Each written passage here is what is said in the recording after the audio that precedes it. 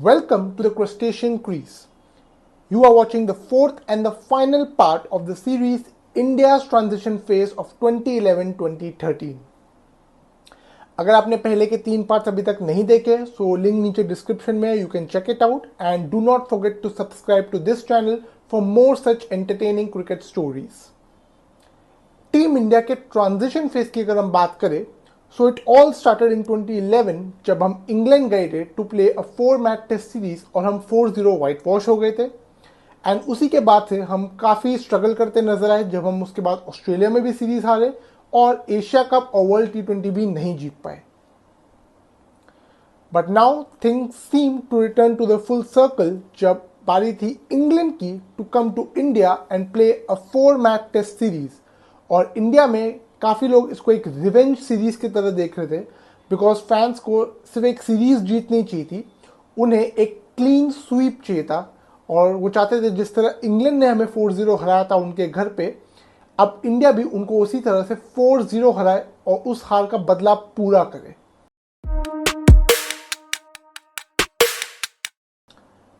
अब अगर दोनों ही टीमों के रीसेंट फॉर्म्स की बात करें इन रेड बॉल क्रिकेट तो इंडिया उन्होंने ऑस्ट्रेलिया से 4-0 हारने के बाद कोई खास टेस्ट क्रिकेट खेली ही नहीं थी और सिर्फ 2 ही मैचेस खेले थे विच were against New Zealand at home और वो दोनों मैचेस जीते थे. वही इंग्लैंड की बात करें तो इंग्लैंड ने इंडिया को 4-0 हराया था लेकिन उसकी अगली सीरीज वो पाकिस्तान से 3-0 हार गए इन UAE और 2012 की होम समर में वो एक टेस्ट सीरीज हारे थे against south Africa by the margin of 2-0 जिसके चलते साउथ अफ्रीका ने इंग्लैंड से उनकी नंबर 1 टेस्ट पोजीशन भी ले ली थी और एंड्रू स्टाउस ने अपनी रिटायरमेंट भी अनाउंस कर दी थी. इसके चलते काफ़ी लोगों को लगा कि इंडिया इंग्लैंड पे हावी पड़ेगा क्योंकि अब इंग्लैंड में शायद वो वाली बात नहीं रही जो 1.5 साल पहले थी और इंडिया घर पे तो जीतता ही है, जो 4-0 हुए भी थे वो तो घर के बाहर हुए थे. तो at home India were bullish and they wanted a 4-0 victory in this series. लेकिन इंग्लैंड कहीं ना कहीं इस सीरीज को लेकर काफ़ी सीरियस था और उन्होंने इस टेस्ट सीरीज से पहले 3 वार्म अप मैचेस खेले थे और तीनों में डोमिनेट भी किया था.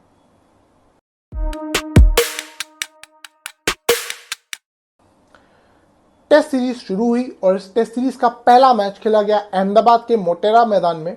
इस मैच में इंडिया ने टॉस जीत के पहले बैटिंग का फैसला किया. गंभीर और सहवाग दोनों ने शानदार शुरुआत दी जब इंडिया की पहली ओपनिंग साझेदारी 100 से ऊपर रनों की हुई और वीरेंद्र सहवाग ने एक शानदार शतक भी जड़ा. उन्होंने एक रन बॉल सेंचुरी बनाई और उनके आउट होने के बाद कमान संभाली चेतेश्वर पुजारा ने जिन्होंने एक डबल सेंचुरी जड़ी. दूसरे दिन के खेल खत्म होने से लगभग 1 घंटा पहले इंडिया ने इनिंग्स को डिक्लेयर किया at 521 runs for the loss of 8 wickets और जो 1 घंटा इंग्लैंड ने बैटिंग की उस 1 घंटे में इंडिया ने उनके 3 बल्लेबाजों को पवेलियन भेज दिया and England was struggling at 41 for 3 at stumps of day 2. लेकिन तीसरे दिन भी इंग्लैंड का स्ट्रगल जारी रहा और वो सिर्फ 191 रन ही बना पाए in response to India's 521 conceding a 330 run lead to the Indians. इसके चलते MS धोनी ने फॉलो ऑन दिया और दूसरी पारी में इंग्लैंड ने फाइट बैक करना शुरू किया. पहले तो इंग्लैंड के कप्तान एलिस्टर कुक और डेब्यूटेंट निक कॉम्पटन ने 100 से ऊपर की साझेदारी की. उसके बाद उनका मिडिल ऑर्डर फेल हुआ लेकिन एक और बड़ी साझेदारी हुई between Matt Prior and Alastair Cook जो कि 150 रन से भी ज्यादा की थी, जिसमें मैट प्रायर ने 91 रन की पारी खेली और कप्तान एलिस्टर कुक ने 176 रन की शानदार पारी खेली. इंग्लैंड 406 रन तक पहुंच पाया इन देयर सेकेंड इनिंग्स और एक इनिंग्स डिफीट को टाल पाया.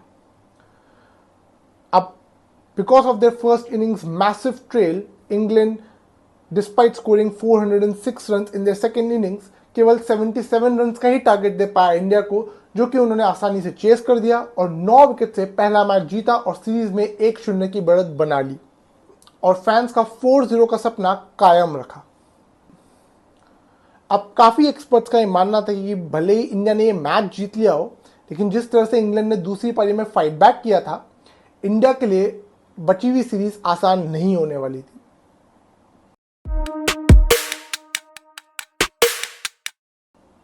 खैर इस सीरीज का दूसरा मैच खेला गया मुंबई के वानखेड़े स्टेडियम में जहां पे अगेन इंडिया ने टॉस जीत के बैटिंग का फैसला किया एंड चेतेश्वर पुजारा ने अपना शानदार फॉर्म कंटिन्यू रखा जब उन्होंने 135 रन की पारी खेली, लेकिन बाकी के बल्लेबाज इस इनिंग्स में फेल हो गए और इंडिया 327 रन ही बना पाया, courtesy a fifer from Monty Panesar accompanied with a four by Graham Swan। और इस सीरीज जीत में कप्तान एलिस्टर कुक के अलावा इन दोनों स्पिनर्स का भी काफी बड़ा रोल था इन इंग्लैंड्स फॉर्च्यून्स।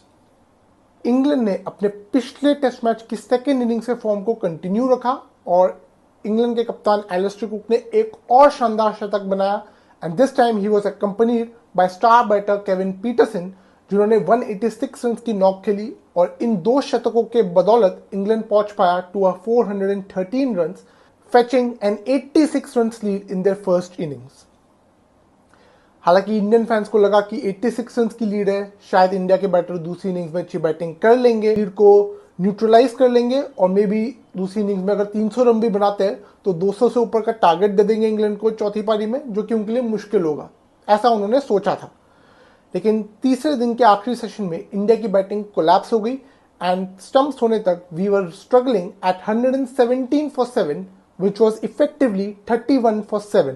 चौथे दिन में खाली फॉर्मेलिटीज रह गई थी और इंडिया इंग्लैंड को सिर्फ 57 रन का ही टारगेट दे पाया और इंग्लैंड ने 10 विकेट से इस मैच को बड़े आराम से जीता।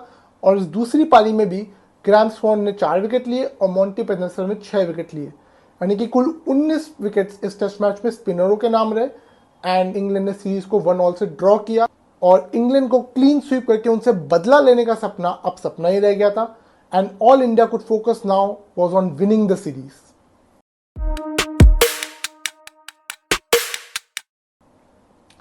तीसरा टेस्ट खेला गया कोलकाता के ईडन गार्डन्स में। यहां भी टॉस ने इंडिया का साथ दिया जब एम एस धोनी ने पहले बैटिंग का फैसला किया। अब दूसरे टेस्ट में जहां पे चेतेश्वर पुजारा को छोड़ के कोई भी बैटर अच्छा नहीं कर पाया था, इस मैच में the case was different because शुरुआत तो हर बैटर को मिली लेकिन कोई भी उसको कैपिटलाइज नहीं कर पाया और इंडिया 316 रन ही बना पाया, where Sachin Tendulkar top scored with a score of 76। लेकिन उसके बाद इंग्लैंड ने अपना बीस्ट मोड दिखाया सीरीज में जब एलिस्टर कुक ने 190 रनों की आउटस्टैंडिंग पारी खेली और वो 200 रन से चूक गए because of an unfortunate run out जब विराट कोहली फील्डिंग कर रहे थे और Alastair Cook non striker end पे थे। एंड केस ये हुआ था कि विराट कोहली ने बॉल को थ्रो किया towards the non striker and क्योंकि वो बॉलर को बॉल देना चाहते थे, लेकिन एलिस्टर कुक के हाथ के पास वो बॉल जा रही थी तो उन्होंने अपना बल्ला उठा दिया, उतने में ही गेंद स्टंप्स को लग गई और उनका बल्ला जो कि हवा में था वो आउट हो गए and he missed out on a well deserve 200। लेकिन उनका साथ भी दिया उनके टॉप ऑर्डर ने, जिसमें निक कॉम्पटन, जॉनथन ट्रॉट और केविन पीटरसन तीनों ने हाफ सेंचुरीज लगाई और इंग्लैंड पहुंच गया to 523 run, gaining a 207 run lead in their first innings. अब 200 रन के ऊपर की लीड हो तो मैच में वापसी करना ऑलमोस्ट इम्पॉसिबल सा हो जाता है और इंडिया के बैटर्स ने भी कोई इसमें कोशिश नहीं की कि वो अच्छी बैटिंग करे और एक टफ फाइट दे इंग्लैंड को in the fourth innings. India के एक के बाद एक विकेट्स गिरते रहे और केवल रविचंद्रन अश्विन थे जो लंबे टाइम तक टिके रहे और उन्होंने 91 रन की पारी खेली, जिसके चलते इंडिया लगभग 250 रन के आसपास पहुंच गया था लेकिन सिर्फ 40 रन की लीड ले पाया था। अब भले ही दूसरे इनिंग्स में इंग्लैंड ने 3 विकेट गंवा दिए थे लेकिन 40 रन डिफेंड कभी होने वाले थे नहीं और इंग्लैंड ने इस दूसरे टेस्ट मैच को 7 विकेटों से जीता और सीरीज में 2-1 की बढ़त बना ली। हालांकि इस मैच में जेम्स एंडरसन ने 6 विकेट लिए और दूसरी पारी में स्टीवन फिन जो कि एक और पेसर थे उन्होंने भी 3 विकेट लिए। So it was looking more like a team effort, जहां कभी स्पिनर्स तो कभी उनके पेसर्स, जहां कभी कप्तान एलिस्टर कुक तो कभी उनका मिडिल ऑर्डर, हर कोई बल्लेबाज या हर कोई प्लेयर कभी ना कभी परफॉर्म कर रहा था और इससे इंग्लैंड की टीम को काफी फायदा हुआ और इंग्लैंड अब इस सीरीज में 2-1 से आगे हो गया था। तो पहले तो इंडिया का व्हाइट वॉश का सपना टूटा और अब सीरीज जीत का भी सपना टूट गया था बिकॉज एट बेस्ट इंडिया अब इस सीरीज को ड्रॉ करा सकता था।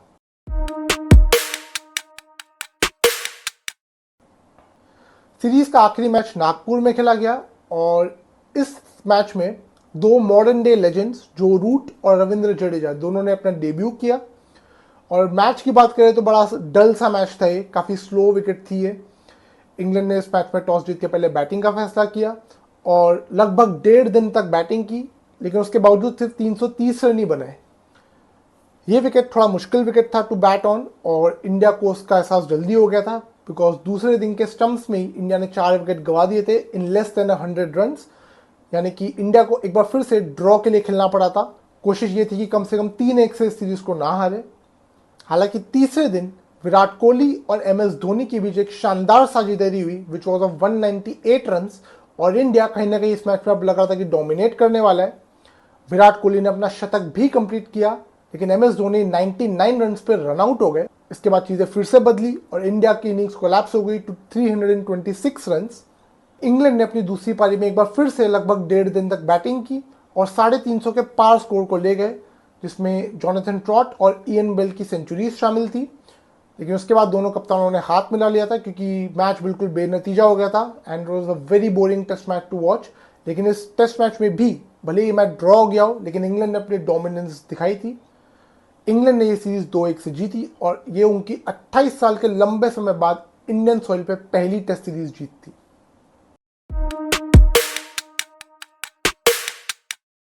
इंग्लैंड के काफी एक्सपर्ट्स इस जीत से बहुत खुश थे, स्पेसिफिकली माइकल वॉन, जिनका ये तक मानना था कि ये उनकी 2010 की एशेज विन जो कि उन्होंने ऑस्ट्रेलिया में 3-1 से जीती थी उससे भी बड़ी थी। एंड एलिस्टर कुक के लिए ही वॉज वेरी हैप्पी और उनके लिए उन्होंने कहा था कि Alastair Cook had led England to probably the greatest achievements in many many years. जहां इंग्लैंड के एक्सपर्ट्स उनकी टीम से बहुत खुश थे, वहीं इंडिया के एक्सपर्ट्स उनकी टीम से बहुत नाराज थे because of their poor performance shown in this series. उनका मानना था कि अब बड़े बड़े बदलाव होने चाहिए और एक यंग टीम आनी चाहिए जो कि ऑस्ट्रेलिया को फेस करे इन देयर नेक्स्ट असाइनमेंट। और कहीं ना कहीं ये होने भी लगा था। इंडिया के काफ़ी युवा प्लेयर अब तैयार हो रहे थे, जैसे रविंद्र जडेजा ने अपना डेब्यू किया, भुवनेश्वर कुमार भी आ चुके थे और काफ़ी यंग बैटर्स भी आ रहे थे जो कि रेडी थे इंडिया को आगे बढ़ाने के लिए।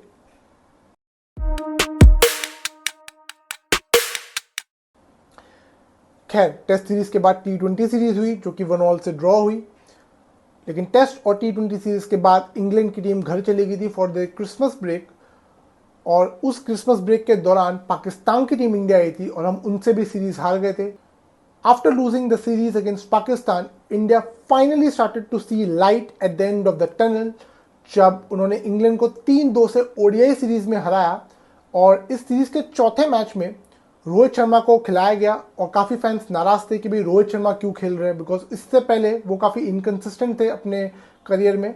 लेकिन इस सीरीज में, रादर इस मैच में, MS धोनी ने उनको एज एन ओपनर खिलाया और उन्होंने 90+ रन की एक शानदार पारी खेली, जिसके बाद उन्होंने दोबारा पीछे मुड़ के नहीं देखा and we got one of the finest openers in white ball cricket.